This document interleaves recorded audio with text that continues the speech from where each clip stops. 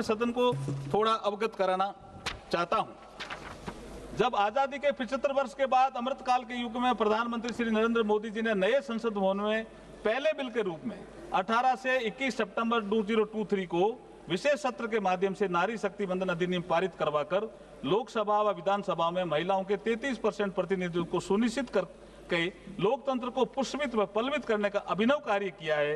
आज उसी श्रृंखला में हम ये अमेंडमेंट बिल लेकर के आए हैं। इसी संसद में 17वीं लोकसभा के दौरान 18 से 21 सितंबर 2023 को आयोजित विशेष सत्र में पारित की गई द कॉन्स्टिट्यूशन 106 अमेंडमेंट एक्ट, जिसको हम नारी शक्ति वंदन कहते हैं, और जिसको 28 सितंबर को राष्ट्रपति जी ने अनुमोदित किया। इसके माध्यम से संविधान के आर्टिकल 330 ए, 332 ए, 334 ए को इंसर्ट किया गया था तथा आर्टिकल 239 AA में अमेंडमेंट किया गया था ताकि लोकसभा व राज्य विधानसभाओं तथा एनसीटी दिल्ली की असेंबली में भी लगभग 1/3 सीटें नारी शक्ति के लिए आरक्षित की जा सके। इस संबंध में सदन में चर्चा के दौरान विपक्ष में अन्य दलों के नेताओं ने अनुरोध किया था कि इस वुमेन रिजर्वेशन बिल का क्रियान्वयन जल्दी से जल्दी किया जाए।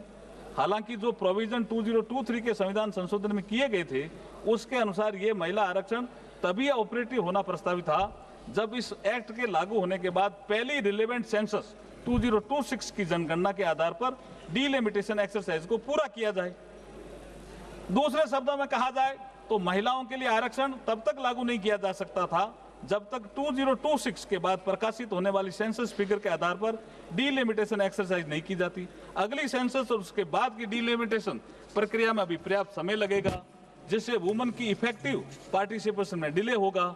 इसलिए अध्यक्ष जी, आज जो हम ये अमेंडमेंट लेकर के आ रहे हैं उनका मूल उद्देश्य लोकसभा राज्य विधानसभाओं में महिलाओं के लिए 33% सीटें जो आरक्षित करने संबंधी प्रावधानों को लागू करने के उद्देश्य से हैं।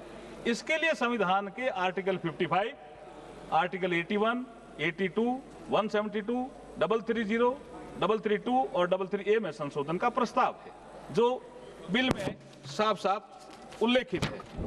The constitution 106 amendment act 2023 Lok Sabha तथा विधानसभा महिलाओं के लिए लगभग 1 सीटों का रिजर्वेशन, जिसमें SC/ST भी शामिल हैं, प्रदान किया गया है।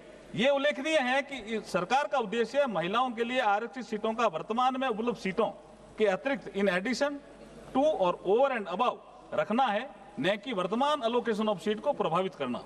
यहाँ ये भी उल्लेखनीय है कि महिला सीटों हेतु किया जा रहा आरक्षण हॉरिजेंटल यानी कुल सीटों में से 33% होने के साथ साथ वर्टिकल भी है, अर्थात SC और ST के लिए रिजर्व सीटों में भी 33% सीटें महिलाओं की भागीदारी सुनिश्चित करेगा। पूरे देश में एक समान और न्याय संगत तरीके से महिलाओं के लिए 1/3 सीटों के रिजर्वेशन को प्रभावी बनाने के लिए ये आवश्यक होगा कि लोकसभा में वर्तमान सीटों के अतिरिक्त कुल सीटों की संख्या में समान रूप से 50% की वृद्धि की जाए।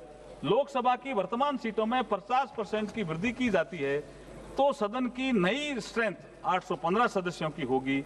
इसमें से 272 सीटें महिलाओं के लिए आरक्षित होगी, जो कुल 815 सीटों का 1/3 है।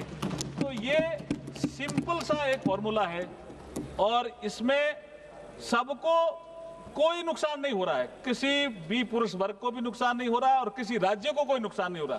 जो ताकत जिस राज्य की है उतनी ही ताकत आने वाले समय में रहेगी। वर्ष 2011 की सेंसस के जनसंख्या के आंकड़ों के संबंध में यही उपलब्ध नवीनतम सेंसस फिगर है और वर्ष 25 में अधिसूचित वर्तमान जनगणना प्रक्रिया के परिणाम किसी भी स्थिति में 2027 के उत्तरार्ध या 28 के प्रारंभ से पहले उपलब्ध नहीं होंगे। 2011 की जनगणना का उपयोग रीएडजस्टमेंट या डिवीजन ऑफ टेरिटोरियल कॉन्स्टिट्यूएंसी तथा SC/ST के लिए सीटों के अलोकेशन के लिए किया जाएगा। ये हमने हमारा जो उद्देश्य है बिल का उसमें भी लिखा है। आज इस ऐतिहासिक अवसर पर मैं देश के पूर्व राष्ट्रपति मिसाइल मैन, करोड़ों युवाओं के प्रेरणा स्रोत भारत रत्न डॉक्टर अब्दुल कलाम साहब को भी याद करना चाहूंगा। जब 3 अक्टूबर 2005 को कलकत्ता, मद्रास और मुंबई विश्वविद्यालय के कंबाइंड इनॉग्रल एड्रेस के दौरान जब मुंबई यूनिवर्सिटी के एक छात्रा ने APJ अब्दुल कलाम साहब को पूछा, इंडियन पॉलिटिक्स में महिलाओं की भागीदारी को लेकर के एक सवाल किया। अध्यक्ष जी, आपकी अनुमति हो तो वो सवाल मैं पढ़ जाता हूं। एक लड़की ने पूछा, what is the future of woman in Indian politics? when all the political parties are opposing the women's bill? ये सवाल पूछा। एपीजे अब्दुल कलाम साहब ने क्या जवाब दिया? Definitely, the reservation of 33% short will come. It is only a matter of time. Success generally does not come without encountering problem. This is what women have to do collectively for getting the bill passed. ये समय आज आ गया है। APJ Abdul Kalam साहब ने उस समय कहा, समय आएगा। आ गया।